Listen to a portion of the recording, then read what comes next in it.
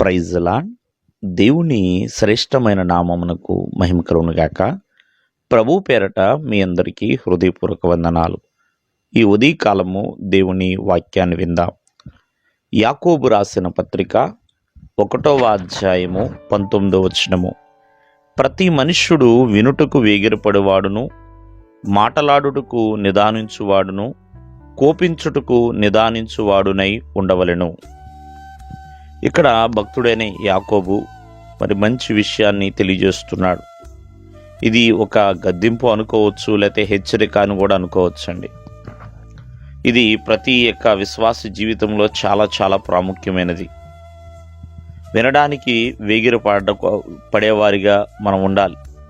ఎందుకంటే వినుటకు చాలామంది వెనకాడుతూ ఉంటారు. నేను ఎవరి మాట వినను అన్నట్లుగా.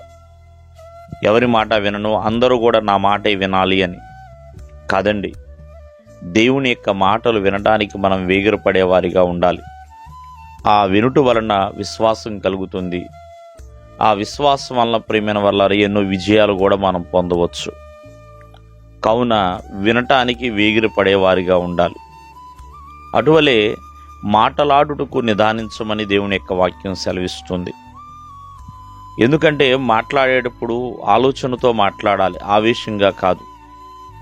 ఆలోచించి మాట్లాడుట వలన, నిదానించి మాట్లాడుట వలన ప్రియమైన వల్లరా ఎన్నో అనర్థాలు జరగకుండా ఉండగలుగుతాం.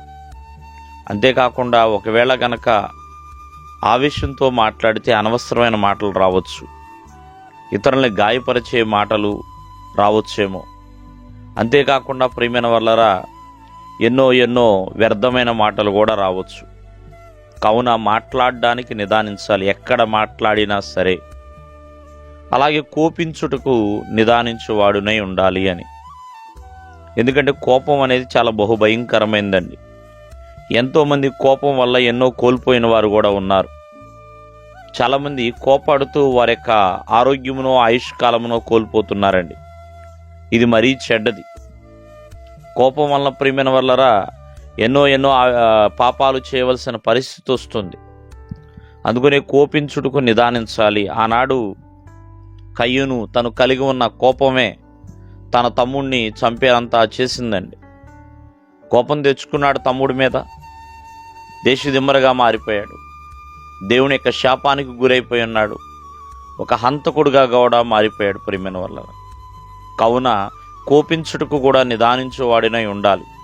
ఎందుకంటే నరుని యొక్క కోపము దేవుని నీతిని నెరవేర్చదని దేవుని యొక్క వాక్యం సెలవిస్తుంది.